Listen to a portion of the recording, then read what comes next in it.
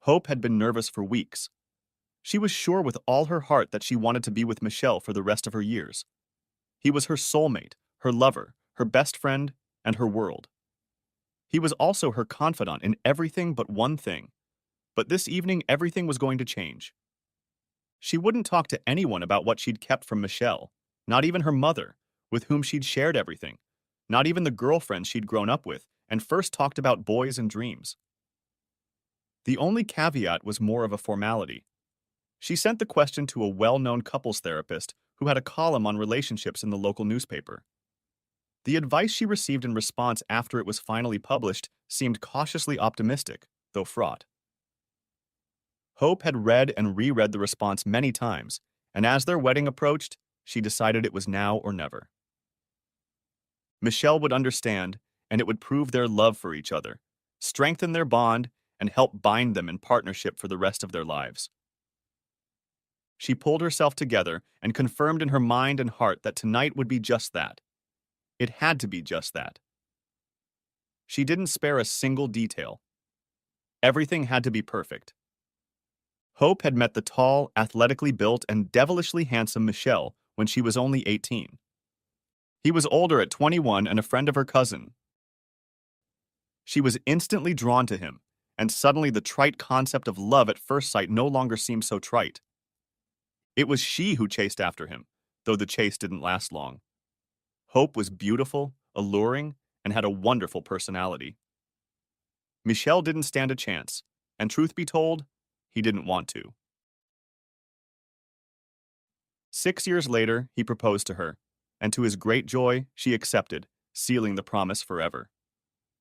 Hope was happier than she had ever been in her life. They discussed where they would live, what they would do, and when they would have children. It was as if they were virtually building their future, dreaming of lasting love, friendship, and fidelity. Hope's life was perfect if it weren't for one thing. One little issue that kept her on her toes. A caveat that was to be discussed tonight. It had to be perfect. Michelle Corbin worked at the local middle school as a physical education and English teacher and had recently been promoted to assistant 8th grade principal. His star was rising, and he planned to eventually become a school principal himself. The love of a beautiful woman who agreed to be his wife was the icing on the cake in his beautiful world. Lately, however, his mind had become clouded, even as his heart was full of love for his soulmate. Hope had been in a strange mood lately, and while he wasn't too worried about her or them, he wanted to do something special for the woman he loved. He'd planned a romantic getaway for the coming weekend, and now that the reservation was confirmed at a lovely little hotel in Hunter Valley, he was thrilled. He could barely hide the excitement that gripped him. He was going to surprise her this evening and hopefully have a wonderful lovemaking session afterward. After a nearly hour drive home from work, he climbed the stairs to their rented apartment. He had a dozen red roses and a bottle of Hope's favorite champagne, Moet and Chandon Brut Imperial. It was usually chosen for special occasions, but Michelle felt tonight was special. He wanted it to be special. He wanted it to amaze her, surprise her, and dispel any doubts and problems she might have had. He knew that she loved him as much as he loved her, and this evening was only meant to be a confirmation of that love as they looked forward to starting their life together. Upon entering the apartment, however, he was surprised. Hope had placed many candles around the apartment, and when they were lit and the lights dimmed, the apartment had a beautiful and elegant yet strangely ethereal atmosphere. The small glass dining table was set for a romantic dinner, and in the center of it stood proudly the beautiful pewter candlesticks given by Aunt Gemma. Divine smells wafted from the kitchen. He smiled. Hope was clearly making an effort, which meant one of two things. She wanted something, or wanted him. Even her wanting something usually ended up being the latter. "Hi, honey," she said as he walked in. He knelt silently, holding out the gifts he'd bought her to his lady. Hope groaned with delight and genuine affection as she accepted the flowers and champagne, both of which were her favorites, and her heart fluttered at the fact that he could be such a debauchee and such a romantic. "Dinner will be ready soon. Go and tidy up." He was in a great mood as he dressed in the loose pants and black monogrammed polo she had recently bought him. Dinner, as usual, was excellent. Hope was a wonderful cook and had once nurtured plans to become a chef. But the hotel business was a lonely business, and her friend's older sister had talked her out of it, saying that working in the kitchen was a terrible career choice, incompatible with a strong relationship. So those dreams were dispelled, and instead, she put all her passion for food into making her loved ones satisfied and happy. As they sat admiring each other over a glass of champagne, Michel began to think about what was to come. He appraised Hope with hungry eyes. But first, he wanted to inform her of his plans. Hope, he said with joyful purposefulness and a wide smile, his heart aching for her, his body craving her. But she raised her hand to silence him, and as he looked into her eyes, the smile slowly disappeared from his face. Michel, there's something I need to say, and if I don't say it now... She suddenly looked into his eyes, concerned and nervous. She absent-mindedly waved her hands and crunched her knuckles. Michel, I love you so much. I love you with all my heart, and you make me so happy. She still looked nervous, and now those nerves were beginning to infect Michel. Her words, her actions, everything spoke volumes. Hope, is there... She silenced him again. Michel, you're the best man I've ever known. Oh, how do I say this? I've already planned everything, but it's all falling apart. He said the last sentence in a whisper, lowering his eyes. Michel, I've thought about this a lot. I even sent... She almost stuttered from the nerves that were building up inside her, threatening to burst out at any moment with a flood of tears. I sent the question to... She paused. It was harder than she thought, harder than anything else she had ever done. She realized she had to write a script. Maybe you could read it? She said it hurriedly and furiously, the words piling on top of each other. Maybe you could read what I sent? And the reply. While Michel sat confused, Hope jumped up from her seat like a bundle of frantic energy. Grabbing her phone, she muttered to herself and quickly opened the bookmarked page to a column by Ishta Madison, a relationship therapist. Here, she said quietly, unsure of herself. Still, she placed the phone in Michael's hand, whose face clearly read confusion and doubt. Please read this with an open heart and an open mind. I love you so much. He slowly lowered his gaze to Hope's phone. It was a well-known couples advice column for a local online newspaper. He'd been reading it often for the past year. But now Michel looked up and raised an eyebrow in Hope's direction. She clumsily poured herself a large glass of champagne, then threw her head back and gulped it down in one gulp. He lowered his gaze to his phone again and began to read, his heart breaking as he did so. I am deeply in love with the man I've been dating for the past 6 years, since I turned 18. He is everything to me, and I want to live the rest of my life with him, and I know he feels the same way. I love him so much it hurts, but I have one issue that keeps me up at night and has me thinking about our fast-approaching wedding. My finances are the only man I have ever been in a relationship with. He is 4 years older than me, and I feel like I am missing out on the opportunity to get to know other people. I want to know what it's like to be with someone else. It's a burning desire that I'm struggling to overcome. I want us to have a period of 6 months before we get married, so we can both be free to see and have fun with other people. How can I ask him, convince him, without ruining what we have? Out of surprise, Michel dropped the phone and it clattered loudly against the glass top of the table. It was a death blow to what he thought was so beautiful, so pure. Now it was tainted by dark deceit and illicit lust. Her reasons seemed unfathomable, impossible, and illogical. Do you have someone already? He finally managed to break out. His voice was quiet, but the pain was palpable. Michel, no, oh no, oh no, no, no, I could never cheat on you. Not for anything in the world. She reached out to take his hand. She took it and gently stroked the back of it. You are my man in every way, she continued, but was shocked when he abruptly pulled his hand from hers. But I am not and will not be. This? He pointed to his phone with a wave of his hand. Changes everything. It tells me I'm not your everything. Why? Don't I love you enough? He pleaded, his voice harsh, his eyes searching. This was the moment. She knew these questions would be asked. Such a simple request, such a harsh answer. With trembling hands, she clumsily poured another glass of wine and swallowed hard. No, Michelle. No. I know you love me. I see it every day. I feel it every moment. Your love for me is so beautiful, so sweet and tender. But that's not the point. It's because I have so many questions about myself, about what I am or what I'm missing. I have so little experience.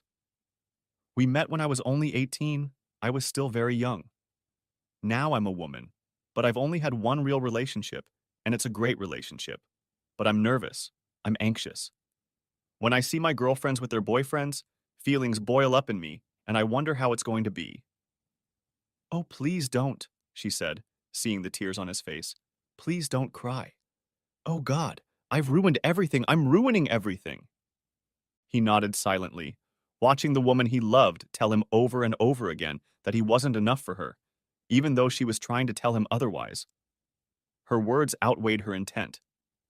But it's for both of us, she continued, trying to help him break through the darkness, to see her light and understand her compassion and devotion to him. You may see other people too, but it will be the two of us, confirming our relationship, our future marriage, our life together forever. She rose from her seat and walked over to him, gently and timidly putting her arms around his neck. Would you please read the article in full and then discuss it with me? Please, she pleaded. This is such a serious moment in our lives, more so than ever before, and I need to know that you wouldn't mind discussing it with me. Be open to my love for you, but also open to the possibilities. In a sort of haze, he gingerly reached for her phone again, but he was clearly alarmed and almost frightened by it. It was as if the phone was a snake ready to strike. He knew her access code, so he unlocked the phone to take another look at that insidious, terrifying article. But even in that moment, he thought that since he knew her code, maybe that was all he knew about her. Until this evening, he had felt like he knew everything. He felt small and alone in a world of new and terrible emotions. Still, Michel forced himself to read the article, though he remained reserved. At least it seemed that Ishta Madison was trying to be as objective as possible, not advising her to actively indulge in these fantasies, these desires, but to exercise caution. He flipped through some of her comments again and again, reading and rereading what seemed to be nails driven into the lid of the coffin in which his hopes and dreams lay. She wrote her response cautiously but optimistically. Attempting to change an existing monogamous relationship to an open relationship is risky and can have unforeseen and detrimental consequences. An open relationship can lead to many negative consequences for both people. Resentment, jealousy, and feelings of betrayal can and do arise.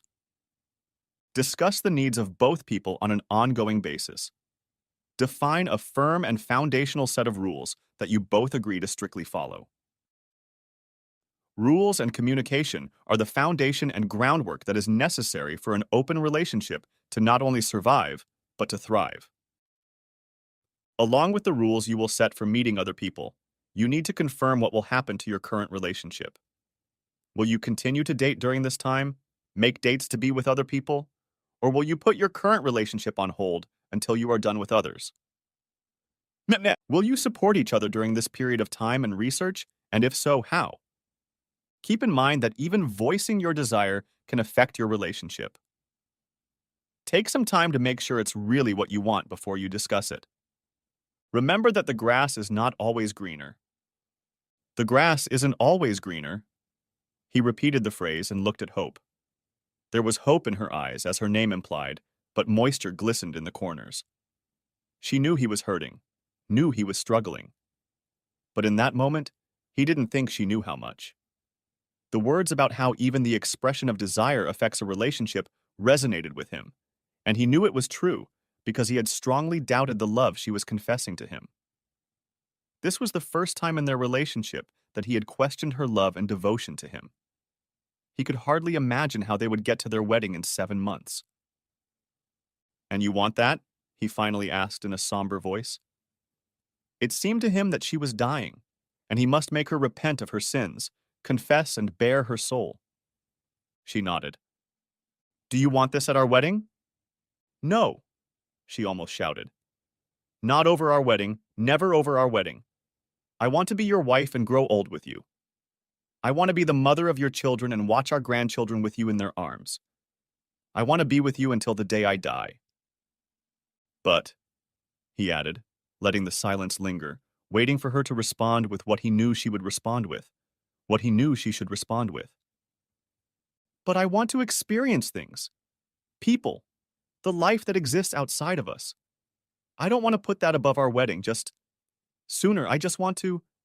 I need some time. Oh, Michelle, I love you so much. I need you so much. Please take me, Michelle. Please show me that you love me the way I love you, the way I need you. I can't, Hope. I can't be with you. Not like this, not with this, not with this thing hanging over me. I need to think this through. I need time. This feels like an ambush.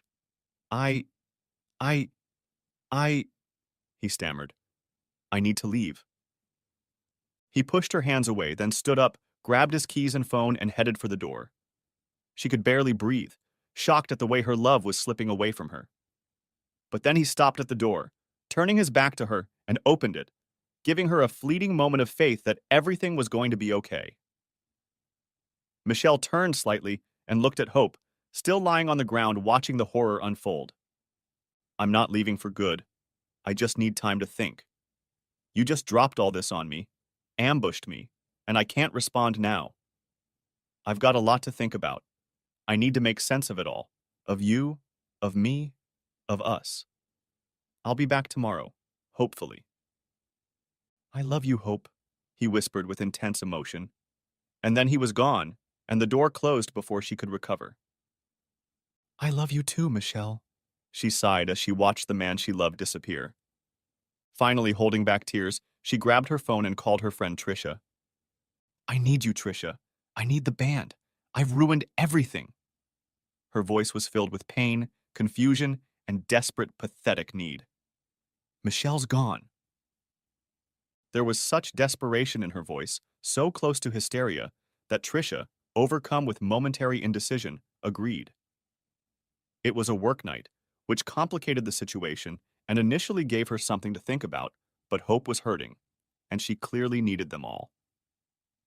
If Michelle was gone, if Hope had done something so egregious that the man who loved her so much they all jokingly claimed it was disgusting was gone, then she had no choice but to come to her rescue. So Trisha started making more calls. She called everyone and convinced Eliza, Petra, Lila, and Kimberly that Hope needed help, and yes, they would all come together for their friend. It took about an hour before everyone gathered, but for the sake of their friend in need, they showed up. Everyone was shocked at Hope's haggard and pathetic appearance.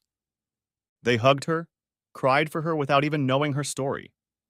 She was their friend, and they had all found themselves by her side more than once, and now they had come for her. Finally, Eliza interrupted the awkwardness and brought up the question they all needed an answer to. Everyone was afraid that Hope had cheated on Michelle. What else could have made him leave? His devotion to her was something out of sapphic romance novels and Hollywood fantasies and the envy of everyone else. Hope simply showed them the article, as she had done with Michelle earlier in the evening. "I sent this, and tonight I finally broached the subject with him." "And you didn't?" Petra, the youngest of the group, who was only 19, asked. "You wouldn't do that to him, surely?" Hope just nodded, eliciting a sigh from the others. At least she wasn't cheating, but from what the article said, from what they realized from her appearance, from the tension in her voice, and from the way she clenched her hands, it was clear she was looking for approval to do just that. "This man loves you, Hope. He adores you." Trisha was thrilled. She had dreamed of finding a man like Michelle, but an endless string of disappointments awaited her. One loser after another had simply passed through her dating life, and while she'd never been jealous of her friend's relationship, she'd certainly longed for what Hope had, spending many nights longing for even a fraction of the happiness Hope enjoyed. So we'll just call it off, Eliza said. Not the wedding, she added hastily as everyone looked at her anxiously. I mean, just say you've changed your mind. Don't do it. But I want to. I need to, Hope repeated her earlier argument. I won't cheat on him, and I can't explain it in a way that sounds logical even to me. But he's the only man I've ever been with. I need something else. I need to explore and understand. Oh, I blew it. He wouldn't even make love to me when I begged him. He had never turned me down before, but tonight I was trying to force him to be with me. But the thought of being with me drove him away. He pushed me away and just walked away. Can you blame him? Replied Petra, as the group hugged once more and burst into tears. He probably thought you were trying to bribe him. But Hope tried to speak but fell silent. That's exactly what she did. Michelle saw right through her, right through her. Don't confuse fun and love. Think with your head and your heart. Anyway, I thought you said Michelle was a great lover, said Elise. I think so. But I have no one to compare it to. I have no other experience. I just want to experience it just once before we get married, before I spend my whole life with one man. Kimberly then said what many thought she had said. Her words were cutting and sounded sincere. If you're not careful with this one, someone else will pick him up. That man is too good-looking and too attractive to let you just play the field and cheat him out of marriage. He'll get himself a warmonger, and then they'll never want to leave, and he probably won't. Silence reigned over everyone again. I wouldn't make him a cuckold, Hope objected. I want that for both of us. It would be fair. I would never do something just for me, and I could never humiliate him, disrespect him like that. I've made it clear that if I'm doing this, I'm doing it for him too. But Hope, Kimberly continued, that's exactly how it's going to play out, both in his head and in reality. He'll think you're making a cuckold out of him. He'll know it. Everyone will know it, and they'll be right. Most of the girls nodded their heads in agreement with the slightly chubby brunette. Finally, Lila, who had been mostly silent, absorbing all the information and feelings of Hope and the others, spoke. She chose her words carefully for fear they might be misinterpreted. You've been honest with him, Hope, and he knows you love him. And even a blind man can see that he loves you. You just have to stay strong and true to what you need if you want him to say yes. The others were shocked that Lila was approving of Hope's choice and were about to admonish her, but she nonchalantly continued. I wouldn't do that, especially with a guy like Michelle. But if you want it so badly, you owe it to yourself to follow through. Stay true to your path. It'll be hard, but I'll help you and Michelle. I love you both. We all do. The others nodded in agreement. If you need to do this, if you must do this, and if we cannot advise you to do this, then we must help you make it real, but in a way that will not hurt any of you. It must be done discreetly and respectfully. But what if they do it and someone decides they like to play and won't stop? Objected Tricia. She took a big gulp as she pondered her next words. Hope is risking everything. It's too much. You say you want 6 months, but what if one of you wants longer or likes someone else better? That's not going to happen. I love Michelle and he loves me. Hope spoke confidently and calmly, but deep down she wasn't so sure. Neither of us would do that to the other, she said. He probably didn't think you would either, objected Petra. Silence fell on the group again, and they sat for a long time, thinking about what Hope was up to and how to talk her out of it or help her fulfill her wish. Then, as night fell, the girls drank, reminisced, planned, and strategized. They tried to be as objective as possible, citing the pros and cons of Hope's request. They hugged and cried over and over again. All 4 friends feared for Hope and her relationship, even as they worked with her to either undermine it or override her demands. As the night went on, however, Hope's resolve strengthened, and more friends were inclined to believe that she could open up the relationship and bring other men into her bed. Next chapter. Michel woke up the next day with a piercing headache. He was exhausted body and soul, and his heart ached as if a dagger had been thrust into it. He called in sick to work as he continued to mull over his choices. He ignored the text messages and phone calls from Hope and her friends that pinged off into the night. He needed to think and plan, and so he couldn't afford to be distracted by the phone. He finally turned it off, telling himself that he could always read the messages and listen to the voicemails the next day. He just didn't feel the need to read them this night, not when clarity of thought was required. However, the messages and calls seemed to reinforce to him that she was being supported by her girlfriends, for they were as thick as thieves. He was hurt that Hope had dragged them into this, used them to weaken his willpower and conspire with her to destroy his relationship. His once warm feelings for them soon began to fade as it became apparent that they were involved in a plan to disrupt his wedding and send Hope into the world of dating and embracing other men, all the while imposing their favors on him.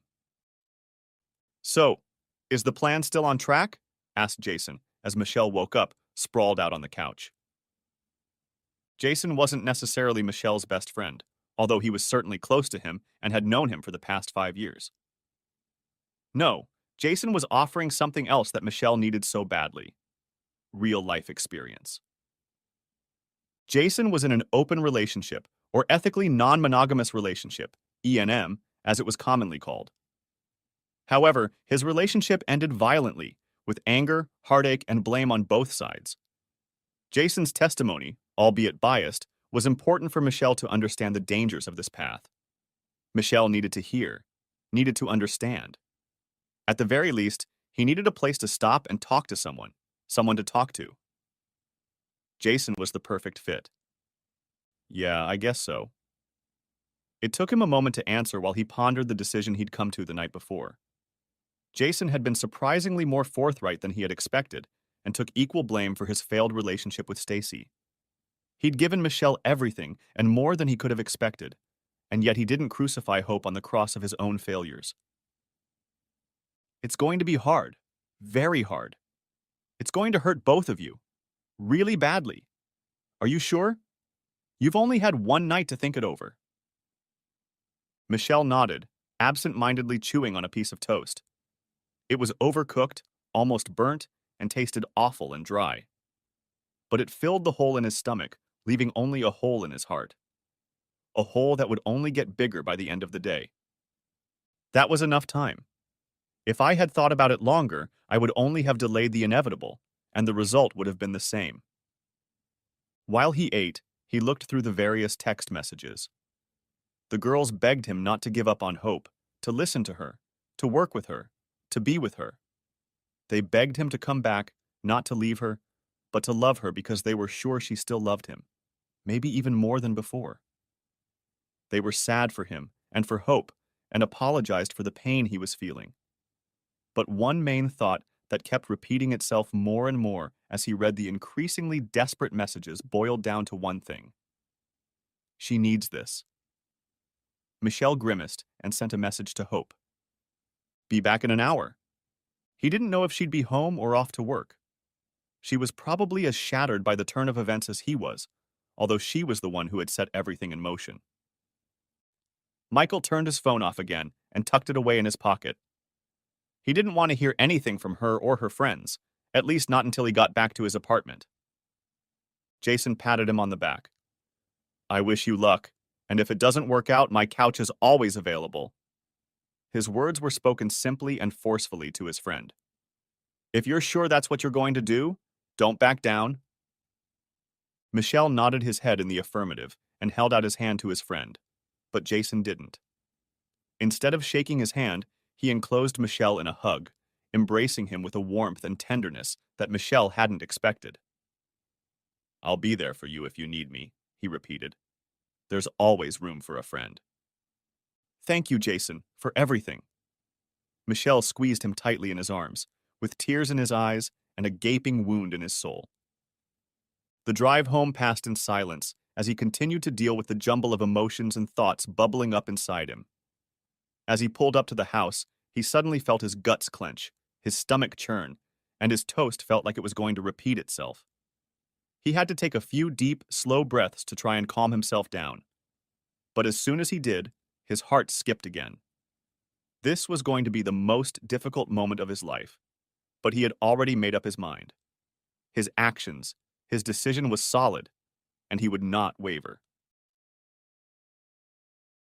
As the key turned in the lock, he heard whispers coming from inside and suddenly realized that not only was Hope still here, but so were her friends, or at least some of them. He almost ran away. He didn't want this conversation to take place in the presence of any of them. It was too personal, too important, too sad. And in the end, he thought the fact that she wanted to sleep with other men was too humiliating. Still, cursing himself for his weakness, whether they were here or not, this was his home, at least for the moment. He had a right of entry, and he didn't deserve to be servile and cowardly before him. The door unlocked, and the handle turned.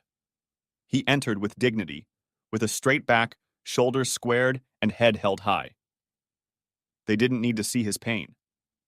Before his conversation with Jason, he'd felt trapped, and Hope had made him feel cornered and unable to maneuver. Now he had a semblance of control. Hope, Petra, and Lila waited inside. Their quiet conversation was hushed when he entered. The other girls had left early in the morning for work or university, leaving the three remaining to continue planning for Michelle's eventual return. When they saw him, they were touched. He was strong and confident, walking powerfully and assuredly, but it was obvious that his face was only a mask and he was suffering. "Michelle!" Hope called out, quiet desperation audible in her one-word greeting.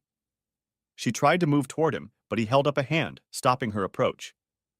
"No, Hope, no. We need to discuss this together, alone." He turned to face her friends. "Lila, Petra, I'm sorry about this, but could you please leave? I will not discuss this with anyone here." Hope grabbed her friend's hands as Michelle spoke, in a show of support and gratitude.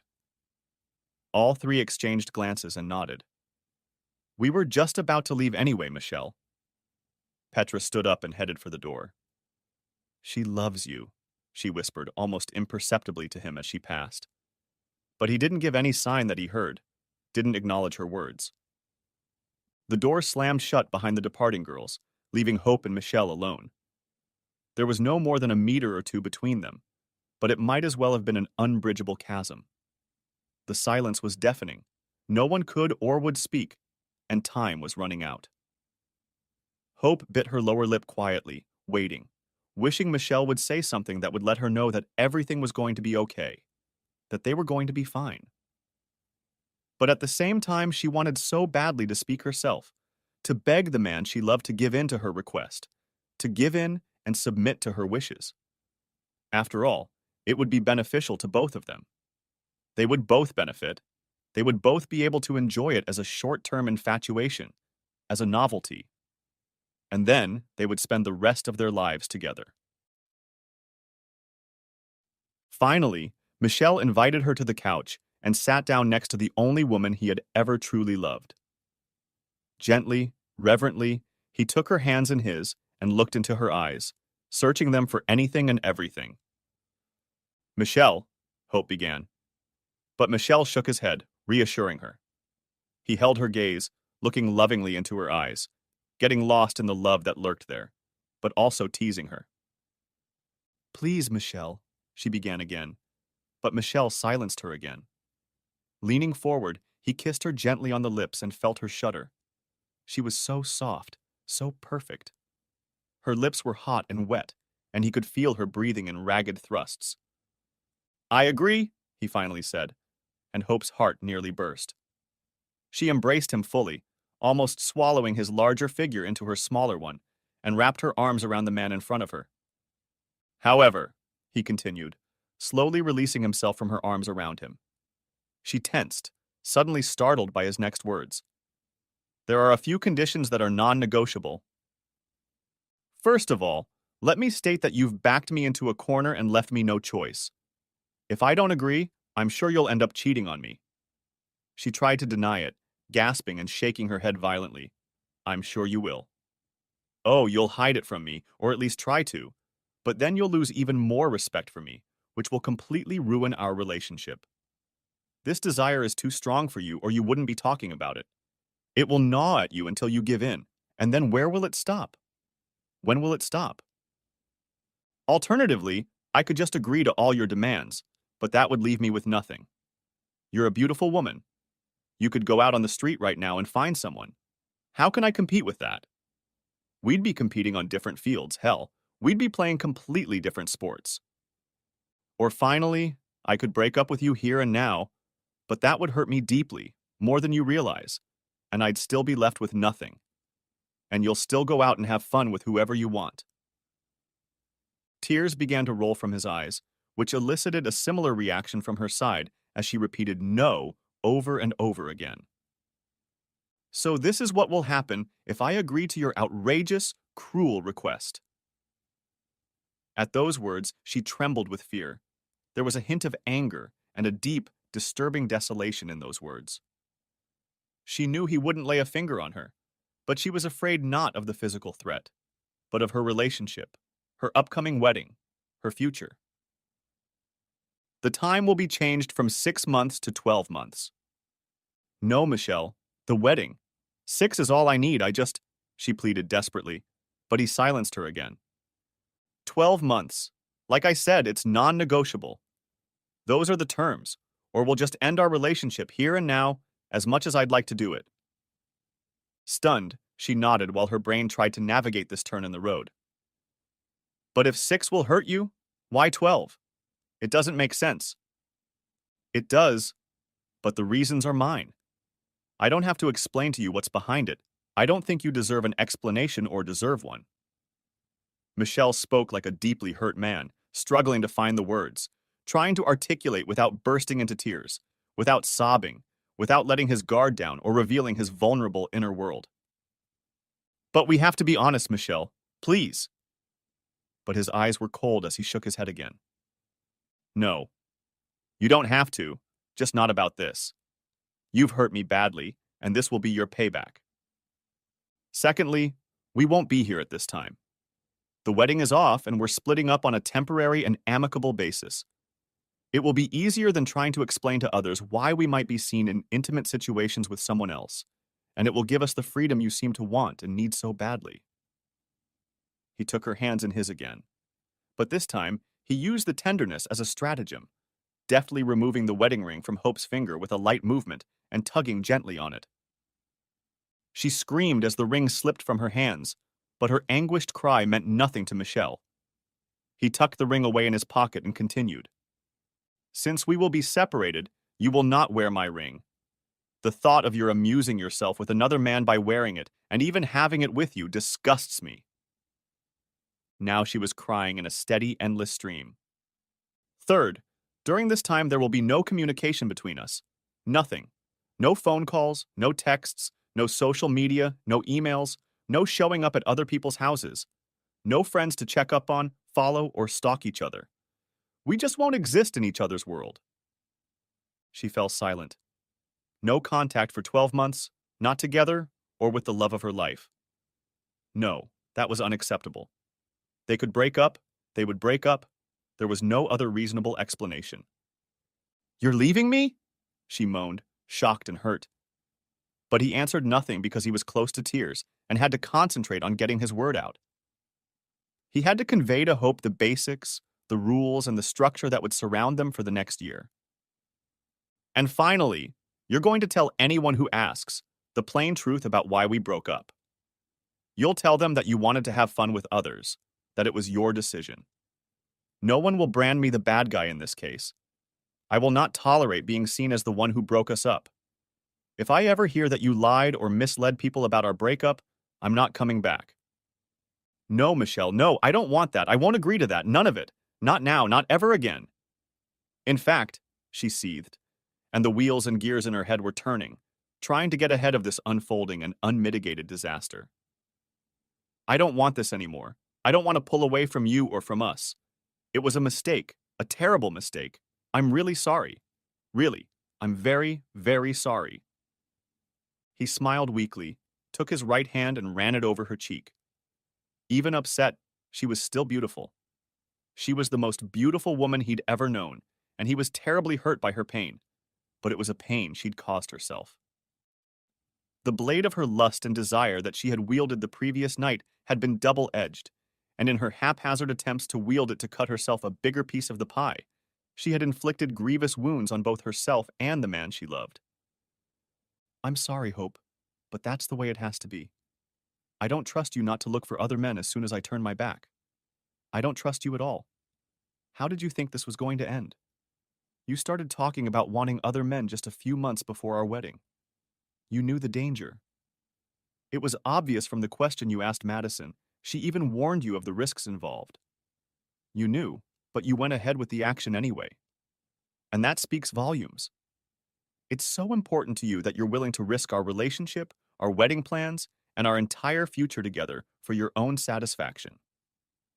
No, he rose, leaving her on the couch with her pain. This is happening. He moved into the bedroom, carrying 2 suitcases and his gym bags. I'll get everything I need now, and then we'll be done. We're renting an apartment, and nothing I leave behind will be irreplaceable. He paused for a moment, looking around the bedroom, the place where he and Hope entertained. It was a refuge from the outside world, where they could take refuge from the storms around them, where the darkness and horrors of this world could never touch them. But now, as his gaze fell on all the furnishings and trappings of the room, they were alien. They belonged to someone else. What about the rules? She asked. Ishta had suggested a bunch of rules, and strong, reliable communication was essential. How many can we date and how long between dates? Is there anyone off limits? Michelle, we need to address these issues. We need to agree on them. She picked up the notepad and pen she had set aside for just such an occasion. The only rules are what I've already said. Anything else is of no concern to me. You're a grown man, and surely you can handle it. He heard her hoarse sobs, but continued undaunted, though his heart was broken into 1,000 shards that might never be put back together. 1 year from now, he looked at his watch and pressed the button to bring up the date. On May 20th, we will meet at the Brown Street Cafe at noon. He began hastily grabbing the clothes and personal items he would need and want. We will meet, and we can reassess our relationship and determine how to proceed.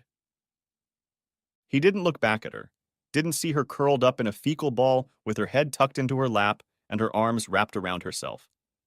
And even if he had seen her, at that moment, he was no longer concerned about her or the woman he loved. It wasn't that his love had suddenly faded.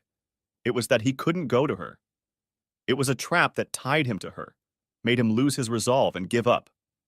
He steeled himself, protected his heart as best he could, executed the plan he'd come up with Jason's help, and delivered her. Now he was out of Hope's life, at least for the next 12 months. The suitcases and gym bags were finally stowed, and anything he didn't have, he would just buy again. As he started to move them toward the door, he finally looked up at Hope. May 20th, Brown Street Cafe, noon. There was no reply, only a quiet whimper. Hope?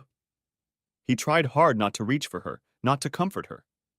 He reminded himself that this whole horrible mess was all her fault. Hope, do you understand? There was still only quiet, choking grief coming out of her mouth in response. He sighed. She was the one who had started this ball rolling down the slope, and now that it was out of her control, she was cracking up uncontrollably. She was dumbfounded by the trajectory and speed at which he hurried away from her, bringing Michelle with him. Grabbing a piece of paper, he wrote the details on it and then, shaking his head, withdrew. I love you, Hope, he repeated as he left their apartment for the last time. This time, she didn't utter a word or make a sound in response. Next chapter. After receiving no response to their messages, Petra and Lila returned late in the afternoon to find the front door unlocked and Hope still curled up on the couch. Her stomach ached from the incessant crying, each sob like broken glass hitting her insides. But she couldn't stop and thought she might never stop. Her friends sat beside her, cuddled sweetly against her, wrapping their arms around her to protect her and give her warmth and love. She didn't help them understand what had happened, though it was clear that whatever had happened was cataclysmic in its degree of destruction. Trisha and Eliza arrived in the early evening, bringing a fair amount of alcohol with them.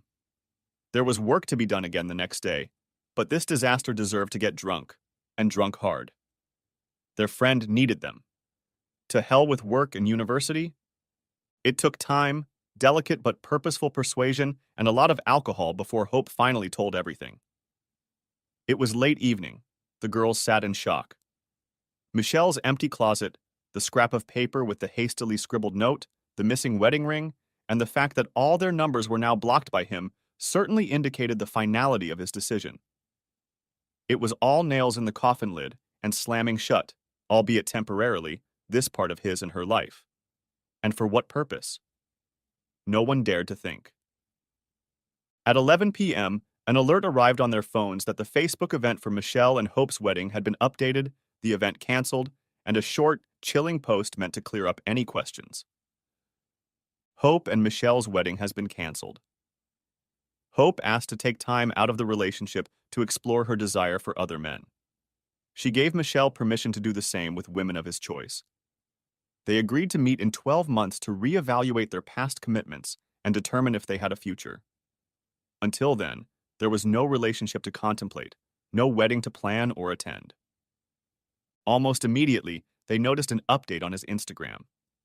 He posted a meme with an image of a broken heart and the caption, "When the love of your life tells you that you're not enough for her." "Well," said a shocked Trisha, "Michelle just dropped a couple nuclear bombs. He won't let you drive the narrative. What are we going to do?"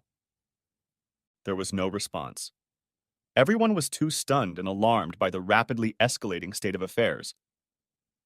Michelle's thoughts had clearly become available to one and all. Hope would need remediation, and a lot of it. While they pondered, another final message was sent to both platforms. "I've planned a special romantic weekend for Hope and me, booked a room at a lovely guest house in Hunter Valley with all meals included. I don't need it anymore, but if anyone can use it, please let me know." "Damn," was Hope's only response, legitimate and deserved. A beautiful weekend lost, a relationship on the rocks, and 12 months of no contact with the man she loved. "I hope it's all worth it," said a saddened Trisha. Tears glistened in the corners of her eyes. She loved Michelle. He made her friend so happy.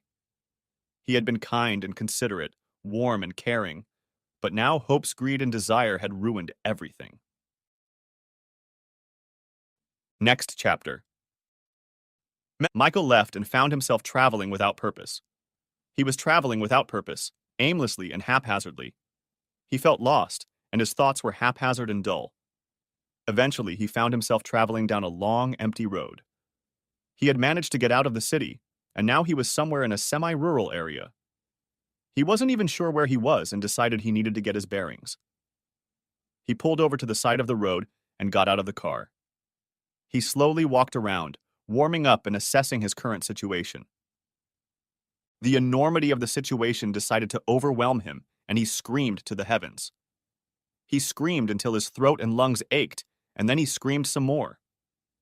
In a burst of rage and emotion, he began kicking rocks and sticks, giving vent to the feelings of terror and emptiness he had kept in the back of his mind ever since Hope had ambushed him the night before. How could she do that to him? To them? Had she ever truly loved him? Staggering, he walked over to the wire fence of the neighboring corral and leaned against one of the thick wooden posts. A cow stood nearby and looked at him with large and indifferent eyes. Michelle could not refrain from smiling sardonically. His life was falling apart, and the cow only wanted to eat grass. While he was watching the cow, the calf stepped cautiously out from behind her back, following her mother's blank stare to Michelle. The dejected man made the creatures curious, but they paid no attention to him, slowly moving away in search of greener grass. Yes, he thought. This was it. He should have known and planned for this next step, but he didn't think about more than confronting Hope. As a calf treats a cow, so he would treat his parents. They would protect him, take care of him, and though he was no longer a child and was closer to 30 than 20, he needed them now more than ever. He determined where he was by using the GPS on his phone. The drive to his parents would take about 2 hours, but it was doable, and he would be there by late afternoon. On the way, he called his principal, Gianna Knox. She was an older woman who followed all the rules and was known as a bit of an underdog, but mostly unfair and unreasonable. She was tough but fair and treated everyone equally, no matter who they were. Her reputation was often fueled by those who wanted special treatment but didn't get it. "Hi, Gianna," he began, his voice shaking. He knew this was going to be difficult, potentially humiliating. He prayed that he could maintain some self-respect, some level of decorum, and not cry like a child. "Michelle, you sound terrible. Is everything okay?" If Michelle's voice was weak, Gianna's voice was firm and deep, almost masculine. It was that voice that also contributed to her stern and implacable reputation. Not really. He felt tears come to his eyes, emotions boiling up inside him again. He swallowed hard, trying to hold them back. "Hope and I broke up. I..." And that was all he managed to say before he started sobbing uncontrollably. So much for pride, he thought. But nothing could hold back the flood of tears now. And he cried and cried. Gianna remained silent, allowing the younger man to pour out his grief. She knew how much he loved Hope, everyone did, and it made sense that he would be in complete distress now. She'd been through a terrible breakup herself when she'd been about his age, and it had scarred her permanently, making relationships difficult, if not impossible, for years to come. And while she didn't know anything about the circumstances yet, the reason was meaningless compared to the fact that something so important and meaningful to the young man was now over. "Michelle," she finally said, when the sobs had subsided enough for her to speak to him meaningfully. "Michelle, I know it hurts, and it feels like the end of the world, but you don't have to worry about anything here at school, okay? I'd check, but I don't recall you taking sick leave for any length of time. Take a few days, a few weeks. Just let me know, okay?" He nodded, but she couldn't see in the car. Finally, he squeezed out a weak, "Thank you." "And Michelle," she continued, softening her voice and trying to sound warm and sailor-like, "if you need to talk, I'm always here for you. Call me anytime, anytime. I know what you're going through. I know how much a breakup can affect a person. You don't have to do this alone." He mumbled something, perhaps a statement, but she wasn't sure. His voice was so soft and filled with such pain. It cut off, and Gianna's heart clenched with pain for the young man. Then, with a sense of ominous apprehension, she began to ponder the implications. What would happen if it became known that he was suddenly free? He was handsome, trim, attentive, and pleasant to be with. She shook her head, realizing that her school would soon turn into a meat market where Michelle would be the main course for all the hungry single and not-so-single female employees. "Damn," she said with a wry smile on her lips. It was nearing dusk when Michelle pulled up in front of his parents' house. They were surprised by his unannounced appearance, and the look on his face made them fear for their son.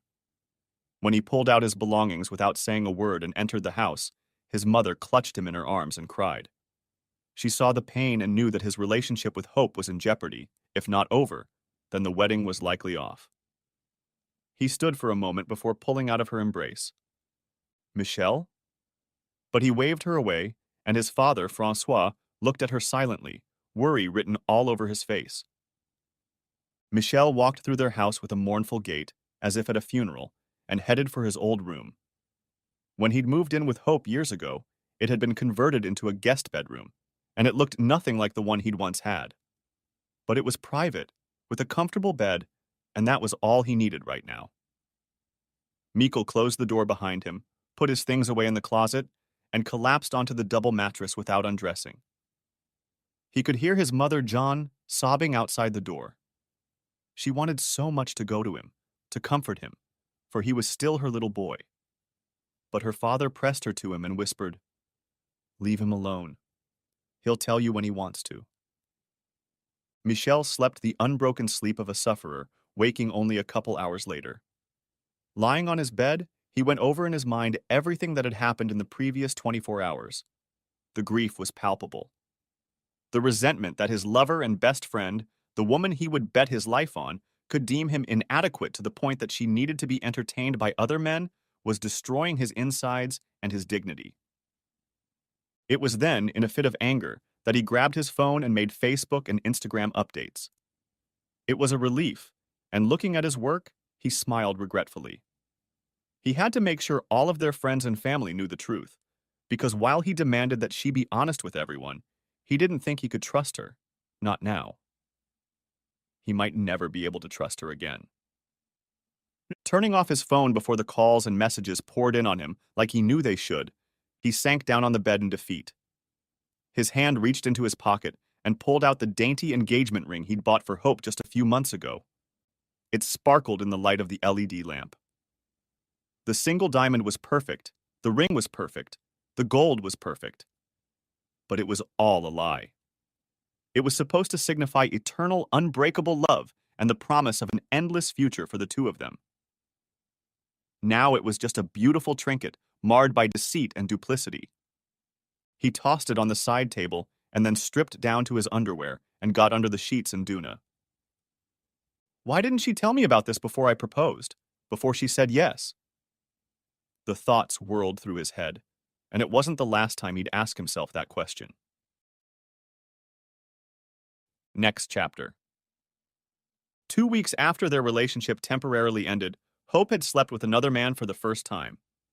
His name was Orlando, a strikingly handsome man with long blonde hair and full of confidence. It took him several nights to get her into his bed after he spotted the beautiful girl surrounded by friends at the Green Room, a nightclub known for loud music, expensive alcohol, and even more expensive entrance fees. It was also infamous for being a great place for pickup. Ever since Michelle had left, Hope had been depressed. Her friends took her out dancing and drinking almost every night to get her out of the depression she was wallowing in, but it was all to no avail. She needed the man she loved, and she couldn't believe that their happy life, their future, was now thrown away. She desperately needed him, and even though he had strictly forbidden her to communicate, she tried anyway. She tried to talk to him at school, to his parents, to his friends. Call after call was deflected, intercepted, or parried by those who surrounded and protected Michelle. Eventually, through persistence and overcoming the storm of obstacles placed in front of her, he answered one of her calls. However, the elation she felt when he finally picked up the phone soon faded. I told you, no communication. He immediately cut off. This was not the loving, gentle Michelle she knew, but a fierce, cold man. A man who had been deeply hurt. Michelle, I'm so sorry. I want us to be together again. She pleaded with him, but his resolve was unwavering. I don't trust you, Hope. I feel like you've been lashing out at me, leading me on. You've never been honest with me. Looking back, I can see it now. You should have told me your doubts before we got engaged. There was a long pause. No one could break the silence. You broke my heart. I'm so sorry, Michelle. Please, can we try again? And then what about when you feel the need for another man again? When you decide I'm not enough for you? I can't live like this, Hope, expecting you to ambush me again or go behind my back. She cried. Can't we at least talk some more, please? He mewed, his heart still full of love for this woman, even though she had crushed him under her heel. She could hear him stuttering, gasping in pain. She wanted to hug him, to love him, and be loved by him. Please, Michelle. I love you. I miss you. I miss you too, Hope. His words were soft, and she could tell the fresh wounds were open as much as the old ones. Once a week? Monday night? Can I call you? Please, Michelle. She was desperate. Even a brief conversation with him was better than no contact at all. He was stubbornly unwilling to communicate with her, and deep down she understood that. She knew he didn't want to know about her life without him. He was protecting himself, protecting his heart and his pride. Just one phone call, once a week. I can't stand it, not for a year. I need you. Mondays, then. Call me at 8. He relented, then disconnected. It was a victory. A small victory, but a victory nonetheless. And that night, when her friends brought her back to the green room, she was in high spirits. She danced with other men, flirted, had a spark in her, and she and Orlando had a great time that night. You're amazing. His words echoed in her head. She thought of Michelle and inwardly groaned. She had cheated on him. Can you call me a cab? She asked meekly.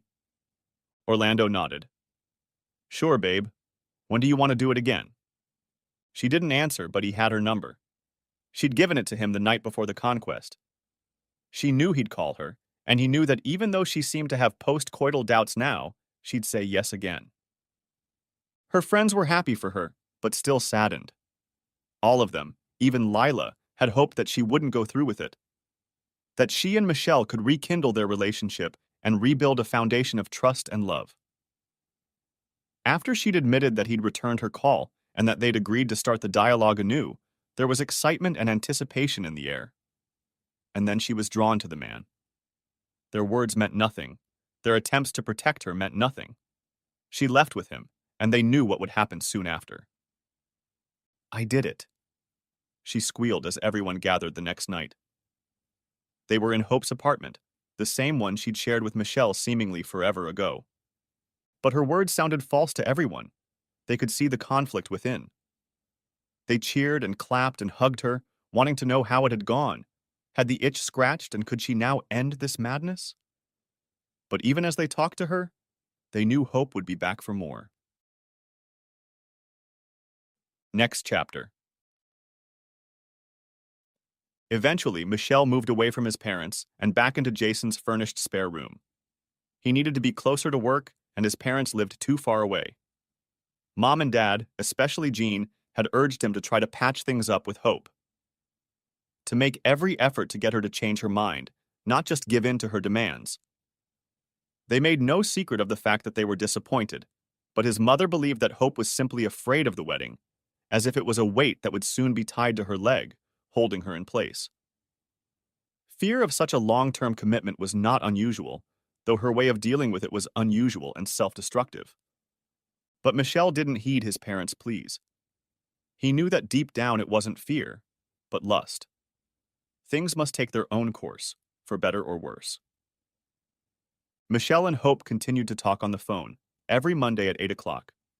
Even if she wasn't feeling well, or depressed, or had other feelings swirling around in her head, she still made sure she was home, alone, and called. She always called, never him. Their conversation started out tentative and a little wordy, but over time they opened up, becoming closer to what they had been before, but never reaching that level of intimacy and familiarity. Michelle immediately demanded that if they were going to talk, all talk of their dating was off limits. He didn't want to hear about who she was sleeping with, not even that it was happening, as he was sure it was. For her part, she was grateful to him. She couldn't hear about his partners either, though it had started with her actions, her desires, and she had insisted he do the same. Realizing that the man she loved was likely enjoying other women, Hope shuddered, feeling nauseous and sad. But that was what she wanted. The thought and realization terrified her. Their breakup had been going on for 6 months now. Hope had a string of steady lovers. With the help of her friends, she tried not to dwell on anyone. They feared that intimacy might undermine the ultimate goal of winning Michael back and becoming his wife. After 2 more dates, Orlando moved on to other women, and she dated 9 men. Some were good, some were disappointing and discarded after one night. One was exceptional. His name was Ty. Michelle, as Gianna had feared, had become the centerpiece of the greedy frenzy at their school. Affairs and casual liaisons were not uncommon, even among married or committed staff members. But when Michelle suddenly returned to the market, the very eligible bachelor was once again the center of attention. He dated many, and if rumors were to be believed, slept with many. But he still remained elusive, and no one seemed to be able to keep him away. If Hope cast him aside, many others were ready to pick him back up. Our wedding is in 3 weeks, Hope said wistfully one Monday, engaging in her weekly conversation. They'd been talking for almost an hour, and she kept looking at the calendar on the wall, where the date was clearly circled with brightly colored rings and love hearts. She wept, something she hadn't done in a long time. Michelle, I want this craziness to stop. I want us to go back. Please come back to me. I hate this. There was a pause on the other end of the wire, a sharp intake of breath, and she regretted mentioning the wedding and her desire to have him back in her life. She didn't want to pressure him. After a moment's introspection, she thought she'd done enough of that earlier in the year, when her hunger for other experiences had led them into this spiral of self-pity and loneliness. The line snapped. Shit! Her scream was loud and sudden, so much so that she shocked herself. Even more so when she found that the tears weren't just pooling in the corners of her eyes, but were free-flowing, pouring uncontrollably down her cheeks and falling onto the bed. The pain was suddenly back to the same level it had been the first time they'd broken up, burning deep inside her. She was in pain. Experiencing the pain made her do something she swore she would never do. On their night with Michelle, she'd made a phone call. Ever since he'd agreed to talk to her, Mondays had become sacred. They had to be alone together, so they had something to hold on to. Hope had always gently turned down anyone who asked her for companionship on those evenings, but now that she was destitute and feeling rotten and unloved, she needed to do something. She needed to let go of her pain. She needed Ty. Hey, babe, he answered the second call. What's up? I thought you weren't free on Mondays. Was it a night with your ex? With an ex. That hit a nerve. She'd never called Michelle her ex, but she'd told the story, albeit succinctly. She'd always been honest with those she'd been with and let them know that no long-term relationship was imminent. Her heart still belonged to Michelle, and she fully intended to give it back to him and be faithful when they met again at the Brown Street Cafe. I need you, Ty. And how could he say no? He was there in record time. He was the only one she'd ever brought back, the only one she'd ever defiled Michelle's bed with. He'd been there many times, but tonight would be the first time she'd be with him on Monday, Michelle's night. Next chapter. Michael could clearly hear a male and female voice. Michelle held the wedding ring in his hand, wanting to put it back on her finger to right his wrongs, to win back her love and her hand. But now he felt the long-forgotten dagger thrust back into him, deeper than ever. Its blade red-hot. She was calling to him, asking him to become hers again, to end the separation and restore their love. But it was a lie. She didn't want him at all. Michelle froze in place, listening, his insides twisting into knots. It was all a lie. He tore a page out of the notebook he'd written the date and time on many months ago and wrote a new note for her. I thought you wanted me back to fix our relationship. I was wrong. You lied. I guess I'm an idiot and you're a bitch. Here's your wedding ring. I don't need it anymore. Michelle didn't sign it. She didn't need to. She already knew who it was from. He put the note and ring on the kitchen bench where she was bound to see them, and with a heavy heart, he left. He left without shedding a tear. He told himself there would be no more tears, not for her, not in this life. Lila was waiting for him when he came out of school and headed to his car in the teacher's parking lot. She was sitting on the hood of his I-30 when he saw her and froze. It had been a little over 3 weeks since that fateful night when he had returned to the apartment and found Hope and Ty there. He had cut off contact with her again, blocked her number, and threatened to sue her if she continued to harass him. The threat was unreasonable, but he was counting on her not finding out about it. You're an ass, Michelle! Lila shouted at him. This woman loves you! Back off, Lila. Hope and I broke up. It's over. There's no going back. When he went back to Jason's place that night, it hurt terribly, but he held back. As much as it hurt to harbor the grief inside him, he didn't let it out, didn't let it consume him. Jason saw right through him. Their friendship had grown over the months, going from good friends to great friends, and from great friends to better friends. Michelle relied on Jason, leaned on him, and Jason helped when he could, as much as he could. I told you not to go, Jason said once he was back, immersed in himself, and once Michelle had told the story about Hope and her lover. But you didn't listen. That's how it always ends. Jealousy, rage, a terrible sense of inadequacy. In an open relationship, someone always suffers. People claim it's not true, but deep down it is. When the person you love wants intimacy with others rather than you, gets more pleasure from intimacy with them, avoiding pain is impossible. You wouldn't be fully human if it didn't hurt you. You had a 12-month plan, and you should have stuck to it. Now, Lila was here to reprimand him for picking a fight in his workplace. I'm not going back to her. She's devastated. She didn't know you were going there, or she wouldn't have invited that asshole. She hasn't seen him since. She hasn't seen anyone since, she pleaded with her friend, but her words fell on deaf ears. You can't be upset because you went in there. You went in there unannounced. He snorted. You can't just show up at someone's house and expect them to sit there waiting for you. You had to. It's still my apartment, Lila. My name is still on the lease.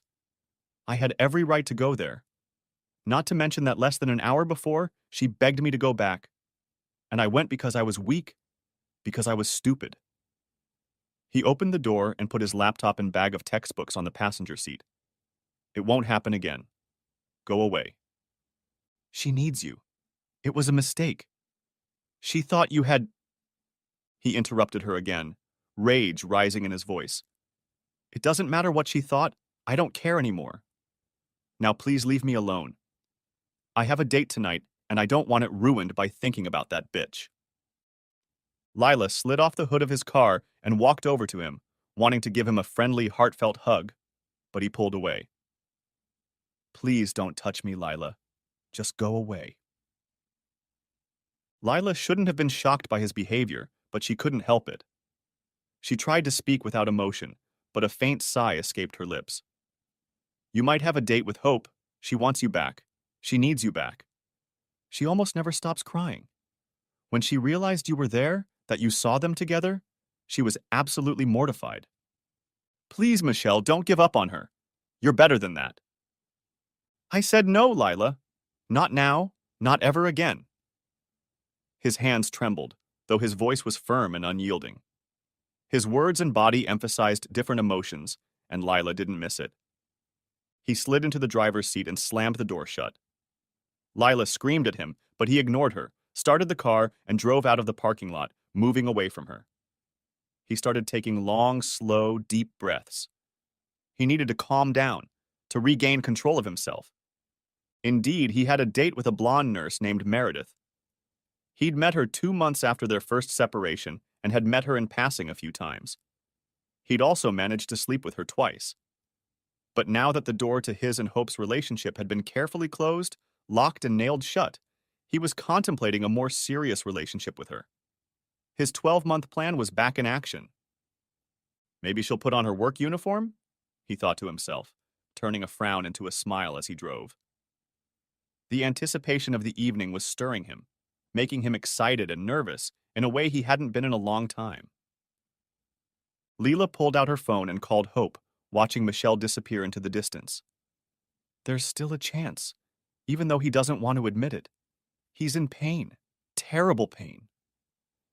She heard a quiet cry on the other end of the wire, but didn't say another word before disconnecting. Next chapter. Hope's friends continued to stalk Michelle at least a couple times a week. He was all too aware of it. He'd seen them many times, and they weren't good at trying to hide. So he found himself lingering in his office more and more often, working at school until dusk, or leaving early to avoid those waiting or following him. He often noticed someone following him on dates, or even stalking him when he was just out with friends. It was becoming unbearable and unforgivable. It was now the beginning of April, a little over a month away from the date the two former lovers were to meet at the Brown Street Cafe. After Hope had stopped by Ty's house, he had completely cut off communication again. All calls immediately dropped, whether from her or any of her associates, and more numbers were now permanently blocked. He had new email addresses that he used exclusively on his own, only occasionally checking the old ones, and he deleted from friends or blocked anyone guilty on his social media accounts. He went so far as to almost completely disassociate himself from Facebook and Instagram, and kept in touch with his friends through other, more private channels. Michel also took himself off the lease, much to Hope's dismay and trauma. When he moved out of the apartment, it was done inadvertently, but he decided to leave it as is, hoping he could move back in. now that no longer seemed possible or plausible. And finally, the weak link turned out to be his mother, Jean. "Hi, Mom," he answered when she called one evening. "How are you?" "Please don't hang up, Michelle," came Hope's voice. Gritting his teeth, he held back his verbal tirade, but didn't say anything back. A moment passed, then another. Hope spoke again. "I just want to ask you one question." She lingered, waiting. There was still no answer. "Michelle, are you still here?" He grunted. "Michelle, I just need to know. I just need to know if you still intend to date me next month. That's all." Hope begged desperately, begged the man she still loved, and who she hoped still loved her. "Will you be there? At noon?" She heard a sigh full of regret and resignation. "Please, Michelle. I miss you. I miss us. I need you to be with me again." Yes. Just one word before he ended the conversation. But his head was spinning at the brazenness and audacity of her appeal, her entitlement. What angered him most was where it was coming from. He immediately called his father. The phone only rang once before it was picked up. "Hello, Michelle," his father, Francois, answered with a note of caution. "I know you're upset, but your mother—" He didn't stop there. "I told you and Mom not to get involved. And now this slut is calling from Mom's phone?" Michelle was beyond furious as he screamed into the receiver. "Son, she's here with us now."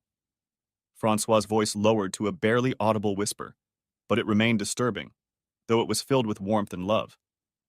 "She's been coming here for weeks. I know we promised not to interfere when you two postponed the wedding, but she's afraid. She's afraid, son. Afraid you won't want her back. She's unhappy and lonely and afraid. She hasn't dated anyone in a long time." "What if I don't want her back?" Michelle demanded. "What if I've already withdrawn? What if I don't think I can trust her? What's more, I know I can't trust her. You have no right." He heard her in the background talking to his mother. Then the voices suddenly stopped, and one of them uttered a faint question. "Michelle? Michelle, I know you're hurting. But don't let your pride get in the way of your happiness. Until all of this happened, you were the happiest I've ever seen you. You and Hope, we all know you were meant to be together. You've both spent some time apart and hurt each other, but now it's time." He didn't stop there. Michelle disconnected from his father and then blocked both parents' numbers.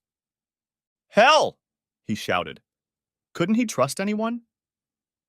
When he finally got back to Jason's place, his friend was waiting for him with a cold beer and a smirk. Michael nearly threw his bags across the room. He was still worked up, tense, and ready to explode. He didn't even say a word to Jason as he snatched the beer from him and began to empty it. It burned his throat slightly with its bitter flavor and chilled him wonderfully. He tossed the bottle into the trash can, and Jason held out another, which met the same fate. "Your mom called here." "Screw her," grinned Michelle, heading off in search of a third serving. "I totally understand, but don't let it upset you. You're happy, aren't you? With the plan, with your successes. And that old life, is it done and buried already? Do what you need to do, what you want to do. Don't let it knock you down." Jason patted him on the back to comfort him and gently remind him that Michelle had always expected things to go exactly as he thought they would all those months ago. "If you're so upset now, then what was all the previous pain for?" Michelle nodded. "I'm not upset about Hope having fun, not anymore. It's about the boundaries she crosses. My parents, my job, my friends, my dates. She continues to disrespect me at every turn. I've asked her to respect my wishes for 12 months. Just 12 months. He sipped his beer slowly this time, a smile spreading across his face. "But I'm happy. Really, I'm happy. I'm happy that I have a great job, good friends, and hopefully a beautiful, loving girlfriend waiting for me at the end. I'm happy that this will all be over soon and I can look forward to the future. Do you want to go out? The guys can meet us at the Crown." Jason loved the Crown and Squires, a local pub that was a short walk from his apartment. "Sounds like a great place. Just let me finish this one first," he grinned, taking another sip of his third beer in the last 10 minutes. There would likely be a live band at the Crown tonight to complement the overpriced schooners. But if his friends would be there, and it was Friday night, why not? He could sleep all day tomorrow with a hangover, and no one would care. He finished his drink and changed into jeans, a midnight oil t-shirt, and casual shoes, while Jason continued to chat about his new girlfriend. Ever since his relationship with Stacy had failed catastrophically, Jason wanted nothing more than casual hookups for easy companionship and fun. Jason was a man who burned himself badly. He never stayed with any woman longer than 3 months, but he was always honest with his new partners about his lack of long-term commitment. His relationship with Heidi was new, was in its second week, and he was clearly still at the stage of wanting to see her and be with her, though Michelle knew he would soon cast her aside like everyone else. The walk to the Crown took about 10 minutes, and they passed the local diner, the Greasy Spoon. Since Michelle hadn't eaten yet and had already had 3 beers, Jason nudged him inside. It wouldn't hurt to get some refreshment before the heavy night ahead.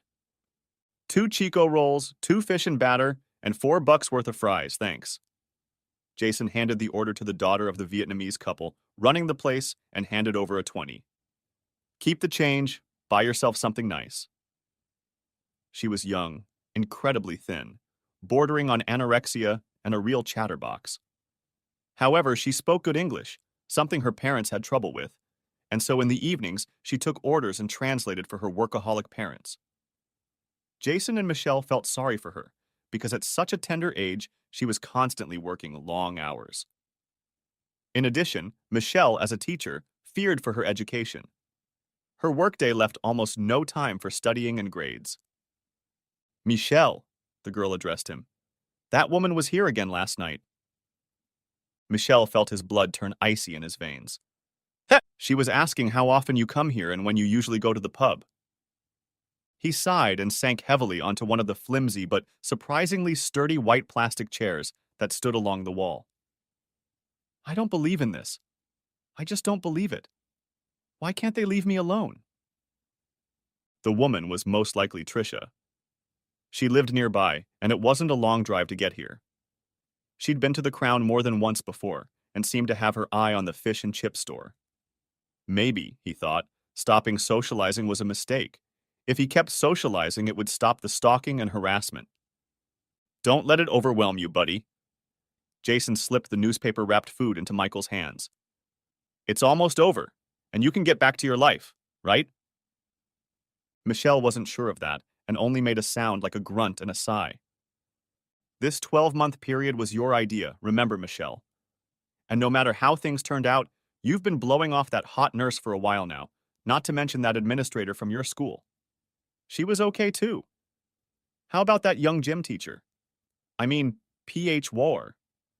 Michelle didn't seem convinced, so Jason continued. You and Hope? Well, I get it. It hasn't been happy sailing. She has boyfriends and you have girlfriends. Take it as a win. Don't worry about the other stuff. It's just them being desperate. You have another month before you decide what you're going to do, whether you're going to stay with Hope or move on. Either way, trust yourself and ignore them. Jason took a bite from one of the Chico rolls. The big, greasy, deep-fried appetizer, similar to a spring roll, had already made the waxed paper shell partially transparent. Oh, shit, he exclaimed. Damn hot. He waved his hand in front of his mouth, as if that could magically put out the fire inside, and Michelle was left only to laugh merrily. From behind the counter, the girl and her mother also joined in the laughter at Jason's expense. It took about 15 minutes to eat their portion of fat, butter, salt, and lots of carbs, during which Jason talked at length about Heidi. I think she might be the one. A dreamy expression came over Jason's face. He hadn't felt this excited and optimistic about a woman since Penny had shown up 5 months ago. She had lasted a full 6 weeks before Jason decided one morning that he didn't like the way she snored. The irony made Michelle shudder. Jason snored like a rusty robot juggling poorly tuned chainsaws. It was so loud that it could easily be heard from the other room and through 2 closed doors. I think I want to be exclusive with her, Michelle. I want to have a real relationship with her. He looked at Michelle, who was stuffing the last of his chips into his mouth, and grinned. Is it inappropriate to propose after only 2 weeks? Michelle almost choked on his chips, which made Jason laugh.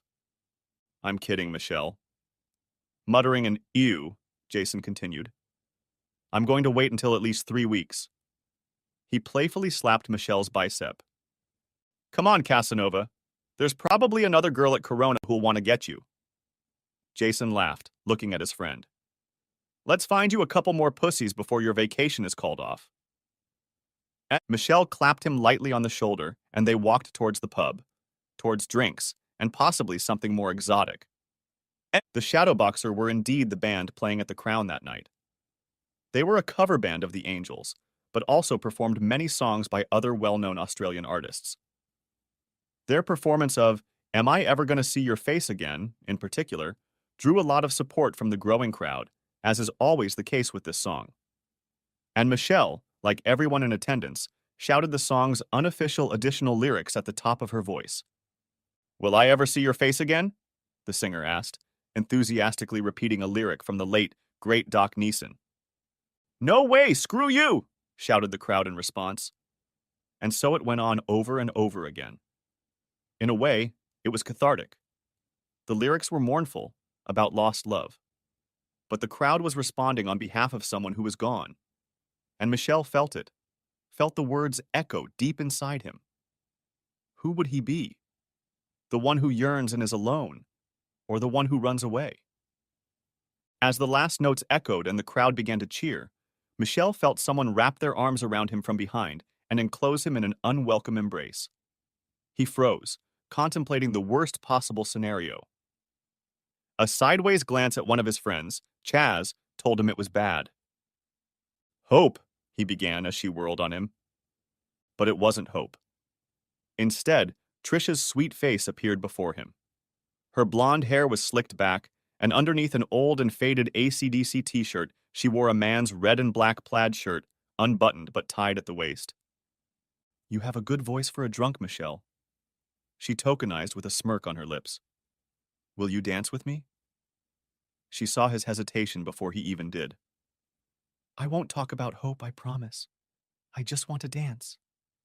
I may be Hope's friend, but I'd still like to think I'm your friend too. I just saw you here, and in times past you would have danced with me by now. True, Hope had never liked to dance, but Trish liked it, and often he would go out on the parquet with her if she was between suitors. But now he just stared at her, not knowing what to say back. Trisha didn't expect an answer, though, taking his absence as acquiescence. It didn't matter, though. She wasn't going to take no for an answer anyway. As soon as the band started playing the next song, a driving and rumbling cover of The Poor's hit, More Wine, Please Waiter, she dragged him to the small and tightly packed dance floor. When one song ended, he found himself staying with her for another and another. Her smile grew, but deep down, he knew it was wrong. This was obviously another reconnaissance mission, and he was beginning to be annoyed by the recklessness of her actions. Finally, he pushed her away and started to turn back to his friends, but she grabbed his arm and pressed herself against him with all her might. Michelle, please! He pulled her hands away easily, shaking his head as he did so. You all need to stop following me. The more you do it, the less desire I have to go out with Hope again. You're accomplishing the exact opposite of what you want. She snuggled up to him with a cry of, What? The band started a new song, and it became almost impossible to hear each other. Michelle sighed and motioned for Trisha to follow him outside. He needed to talk to her, needed to get her and the others away from himself. Their constant interference in his life was unacceptable. He had come here with his friends to have fun, relax, and not think about anything in particular. He definitely didn't want to relive painful memories and heartbreak again. Trisha nodded in response to his gesture, and grasping his hand again, followed him to the exit. As they passed Jason, he smiled ingratiatingly and winked, which elicited an angry look from Michael. Trisha, that's not nice. He reprimanded the woman as they stood at the entrance to the Crown, inside which the noise of the band was still there, but no longer deafening. No, Michelle, it's not. That shocked him. He hadn't expected her to react like that, to agree with him so easily. He was confused. Very confused. Then what's your game, Trisha? What are you doing here? Not playing, Michelle. I was bored and lonely, so I came here to drink and dance and maybe try my luck. And then I saw you. I missed you, you know. We all missed you. We were friends once. She had a sad expression on her face, like someone coming to terms with impending death or a passing that can't be prevented. I know you don't want to talk about it, and I won't. But can we stay friends for this night at least? Just the two of us. Just friends. There were tears in her eyes. Michelle had always liked Trisha, and not just because she was one of the closest friends of the woman he loved. She was genuine. For a long time, he felt protective of her. She had had so many failed boyfriends and lovers. She had a habit of dating jerks and losers, and he took her pain and loneliness as a bitter pill. He wanted her to be happy, just like he was, or was. Friends, he said finally, for today. Michelle extended his hand for a handshake to formalize their truce. Trisha, however, enclosed him in a tight hug, whispering, "Thank you. Thank you, Michelle. Come on." She loosened her embrace, but took his hand and pulled him back, leading him into the house.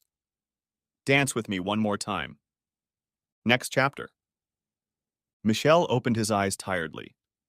His head was splitting from the booze and loud music, and the light coming through the upstairs window told him it was late evening. He groaned and rolled over onto his back, trying to determine the best way to leave the bed and start saving what was left of the daylight. And then he realized that getting out of bed wasn't going to be easy. It was going to be very difficult and awkward. Next to him was Trisha. Michelle was stunned. Was it really him? Could it really be them? He couldn't continue. How could this have happened? Really? His question was rhetorical. That much was obvious, and his memory was finally working again. She nodded. The expression on her face was curious. Happiness, satisfaction, confusion, anger, resentment, and guilt all played on it. But how could this have happened? Why did it happen? She nodded. I know, but I trust you, Michelle.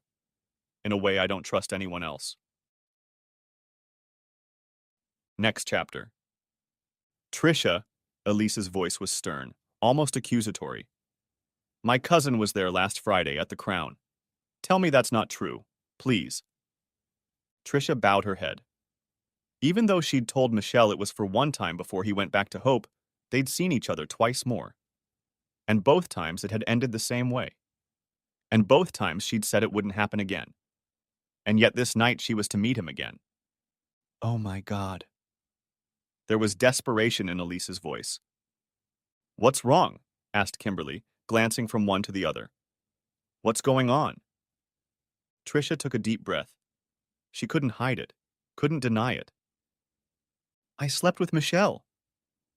Silence hung in the air at the table.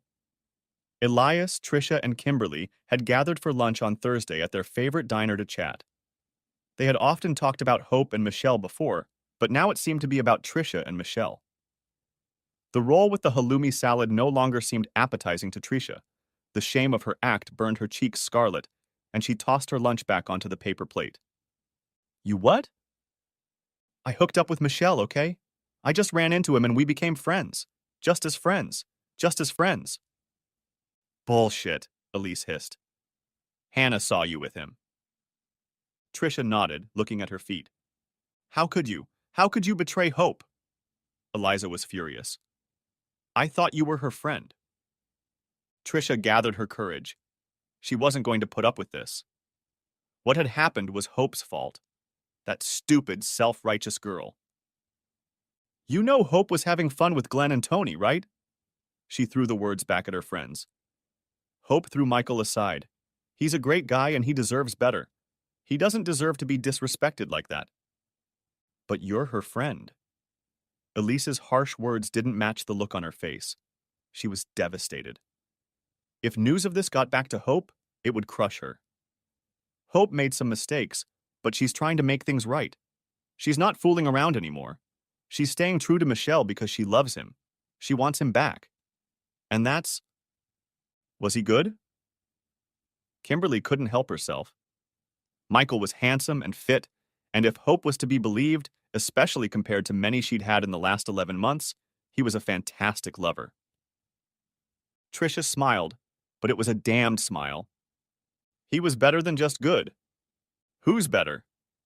They turned, shocked. Hope was standing behind them with a box of lettuce in her hands and a cheeky grin on her face. "Oh my God!" she wailed when she saw Tricia's face. "Who were you having fun with? Do I know him?" And there was silence in the group, and each of them found something to do. None of them could look Hope in the eye. None of them could hide their discomfort. Hope's smile faded. "Who were you having fun with?" This time the question sounded demanding but wistful.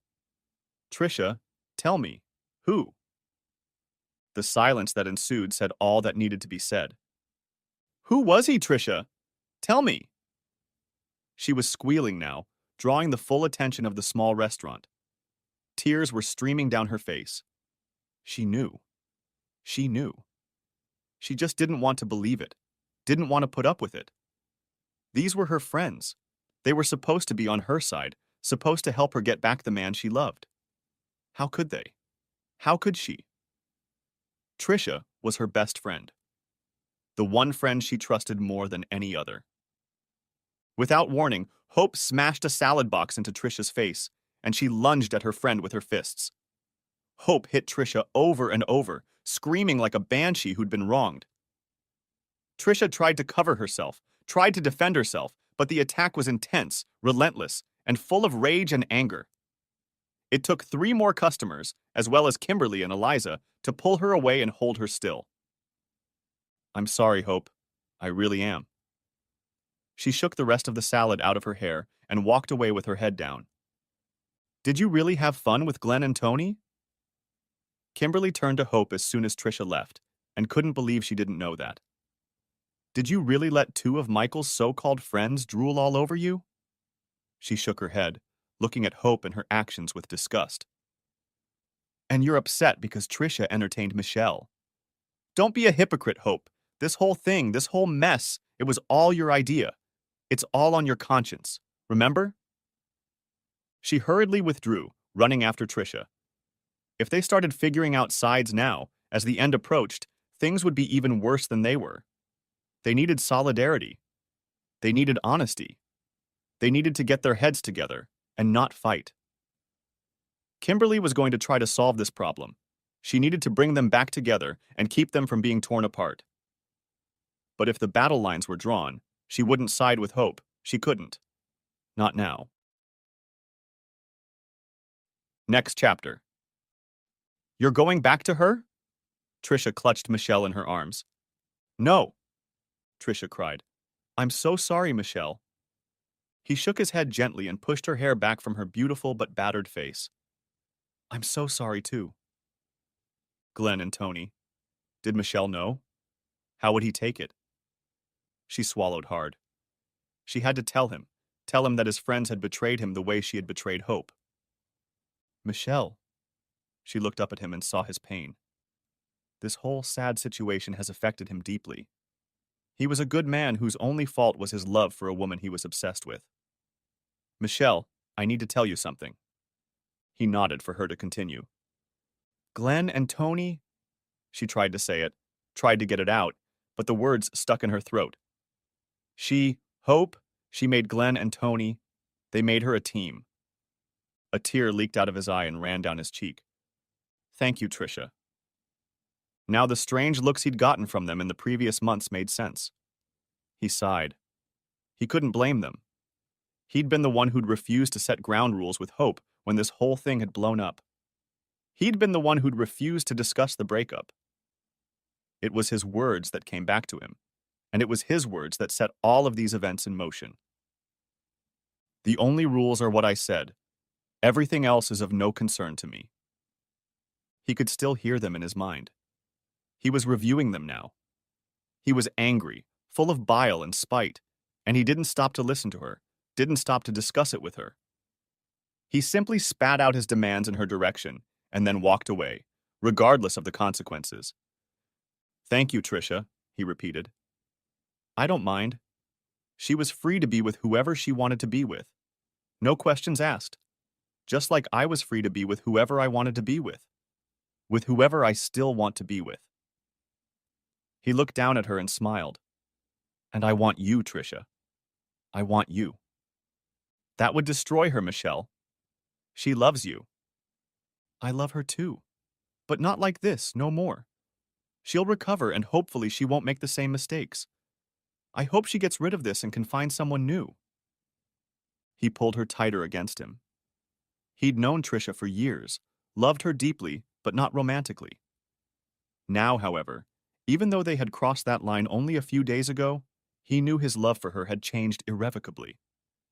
He didn't have to learn to love her, learn to recognize her. He already loved her. Tricia, I love you! She cried terrible tears. Her heart ached. So many lives would be touched by that simple statement. Many would be shattered, years of friendships would be severed, and they might never be put back together again. She picked up her phone and texted Kimberly. Responded to an earlier message she had received after the incident at the sandwich store. I love him. Next chapter. It was May 20 noon. Hope sat quietly, knowing she had already been judged. The Brown Street Cafe was bustling with activity. People were in and out, snacking, eating lunch, and drinking coffee. Outside, Eliza and Lila waited with desperate but ultimately pointless optimism. Kimberly and Tricia had abandoned her to her fate. She knew why. It stung her. She hadn't spoken to Tricia since she'd attacked her former friend. Aside from her dead friendship with Tricia, she'd only spoken to Kimberly in passing since it was clear that the sides had been split. Kimberly had tried, but it had all been in vain. Hope didn't want to listen, and Tricia walked away from Michelle. Hope fondly twirled the engagement ring that sat on the third finger of her left hand. She'd worn it reverently since Michelle had left it at her apartment after that unfortunate night when she'd succumbed to Ty begging him to own her. It was the last vestige of the former life, the happiness she had once had. Time flew by unnoticed. It was already 12:15, and he was still gone. He had promised, but he wasn't there. Just as she had promised to be only his, but then wanted more. She cried, swatting at her coffee. Are you okay, honey? Hope looked into the older woman's eyes. She was in her early 60s. There was a gentle, caring, and concerned expression on her face. She shook her head. No, she wasn't okay. She was broken. She had lost the man she loved and two good friends, possibly forever, and the effects had spread throughout her universe, changing everything and everyone they touched. The older lady sat down, unasked and uninvited, and put her arm around the younger woman. Man trouble? She asked. Hope nodded. Heartbreak? Hope nodded again. Your fault or his? Hope lifted her head. She could barely speak. The stranger's warmth enveloped her. This woman shouldn't have been doing this, wasting her time comforting an unknown person. But she was comforting. Tears even appeared in her eyes, reflecting Hope's anguish. It's my fault. I threw it away.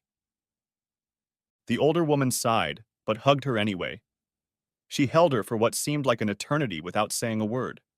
She just held her so that comfort and compassion flowed into Hope. Hello, Hope. Both looked up and saw Michelle. He was elegantly dressed in a suit and tie, handsome and suave. His jaw showed the beginnings of a beard, and his hair was impeccably groomed. Sorry I'm late. He nodded to an elderly lady who patted Nadezhda gently on the back in a motherly manner. Michelle extended a hand to her, helping her to her feet. Glancing over at the two young men, she shook her head sadly. What a shame. They looked perfect together, though she could see that the man had withdrawn into himself and the woman was still grieving. I wish Hope luck, she said as she walked away. May I? Michelle pointed to the empty seat across from his former love. Hope nodded again. Please. Her voice was hoarse and uneven. She could barely look at him. Her heart and soul were in pain beyond all imaginable limits. For a while they sat without speaking. Michel contemplated the woman standing before him, the woman who only 12 months ago had seemed to be his life partner. Hope, for her part, tried to avoid his gaze, tried not to look at him. She absent-mindedly twirled Michel's ring, a dedication to his love, now gone, lost. You and Trisha? She finally succeeded. He nodded. Marriage? He shrugged. Maybe. We haven't talked about it yet. It's still early. He reached across the table to her and took her hands in his. It's time to forget me, he said, removing the ring from her finger again. It's not healthy, he remarked, holding the ring in his hand. It's not helpful. Leave it off. She snapped. I love you, Michel. Please come back to me. The shake of his head was another nail in the lid of her coffin, sealing the fate of a future without him. No, Hope. You have to accept this and move on with your life. You're a wonderful, wonderful person. We've both made mistakes, but there's no reason to let them hold you back. You're young.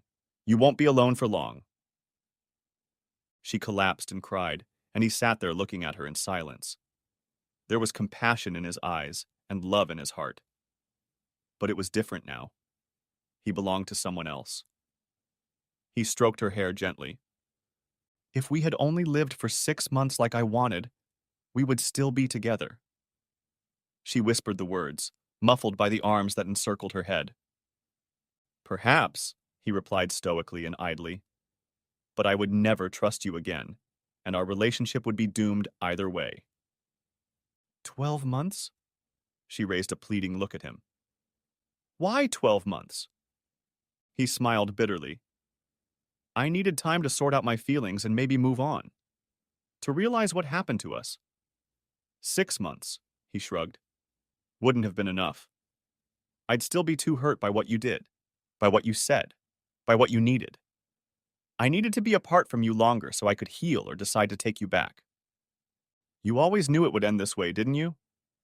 No, I didn't know, but I suspected. He stopped and stood, tucking the ring he'd once given her into his pocket, and then returned in anger. He was convinced that keeping it in his possession was harmful. He didn't want her to be hurt, didn't want her to dream that they could be together again. That relationship didn't exist anymore. It was over between them. The idea of dating other people belonged to you, Hope. You took it unilaterally. Up until that point, I was happy. Trisha misses you. The last words, and he was gone. Moments later, her 2 remaining and loyal friends were at her side, sympathizing and crying together. Love had been lost. Her love. Defeated. Next chapter. Michel and Trisha's romance continued to soar to new heights, and their former friendship was the foundation on which it was built. But the consequences of that relationship were far-reaching. To her horror, Trisha found that both Petra and Lila now shunned her, and although Kimberly chose to support the 2 new lovers, that relationship too became strained. Kimberly felt that she was caught in the middle and couldn't hide her frustration that everything was falling apart. A week later, when Michel and his friends gathered at the park to throw balloons, he was confronted by Glenn and Tony, while Jason and the others backed him up. I hear you guys like sandwiches, he began, receiving confused looks from both of them in return, with hope filling. Realizing that the situation had changed and their secret was out, they backed off. Glenn calmly raised his hands, and Tony simply turned and ran. Michael, however, didn't care anymore. He just laughed at Tony's cowardice, which caused Jason and some of the others to laugh. Glenn, it's okay. We weren't together. But, he pointed aggressively and threateningly at the short man, a real friend would have told me that. And you're not a real friend, are you? Glenn tried to say something, but what was the use? He was entertaining Hope, along with Tony, and nothing could fix that. What Glenn could say at this point, what did it matter? I'm sorry, Michelle. You're right. Glenn looked at all the other guys, friends who were now worried about him with their partners, and realized that they were all no longer friends. I'm sorry, I really am. Then, head down and shoulders slumped, he walked in the direction Tony had run off in. They finished the game in near silence. "I have a hot date with Heidi again tonight," Jason said enthusiastically after the game. "I'm going to do this. I'm going to ask her about being a little more serious. I think there's something to it." Michelle hugged him as tightly as he could, repaying him for the kindness his friend had shown him so long ago and so many times. "You're going to make it, Jace. I wish you the best of luck." Michelle parted from the hot nurse Meredith, who was more than a little upset. He tried to be gentle and did it in person at her house. She thought the handsome teacher would make an honest woman out of her, but it didn't happen. She was heartbroken that the relationship she had longed for so much had suddenly turned to ashes. When the conversation didn't go well, Michelle felt terrible and tried to reassure her. But his words meant nothing. His actions were meaningless. They both cried, but her tears were the tears of a wounded man, and his were the tears of a guilty man. And then, still reeling from what had happened, he visited his parents. "I'm so sorry, Michelle." His mother was heartbroken by the complete collapse of his relationship with Hope and upset that she had intervened when he had begged them not to. But mothers often think they know best, and Jean had certainly thought so at the time. She remembered how happy he had been with Hope, and she desperately wanted her child to be that happy again. She knew he loved her, and she wanted that love to stay with him, to instill in him the joy she longed for him. His father, however, was thrilled, especially when Michelle spoke of the relationship he now shared with Trisha. "I was trying to keep the peace. If you got Hope back, if you married her, I didn't want there to be animosity between us. We had to play both sides and pray that everything would end well. Not to mention your mother can be pretty stubborn at times. I'm glad you didn't listen to me. I'm glad you showed strength and listened to your heart and head. You're a smart man, Michelle, smarter than I am." It wasn't an instant reprieve, but family is family, and there is only one family, as his grandfather had said before his passing. He had bridges to mend before they were gone forever. So he tried to give them forgiveness, even though it hurt. It was only with Trisha's help that he was able to accomplish this. Now his parents saw that their son was happy again, and with Trisha by his side. Next chapter. Hope stared at the card in her hands. It had been 8 long, bitter months since that last awful meeting at the Brown Street Cafe. She had tried to rebuild friendships, but it had been slow and painful, in tears and self-loathing. That beautiful postcard with the slight scent of lavender set her back. It opened old wounds that she had hoped were already healed or close to healing. Now she knew it would take much longer, require more effort, and cost much more pain and suffering. Michelle Corbin and Trisha Stevens lovingly wish for you to be present with them to celebrate their upcoming marriage, built on love, honesty, friendship, and trust.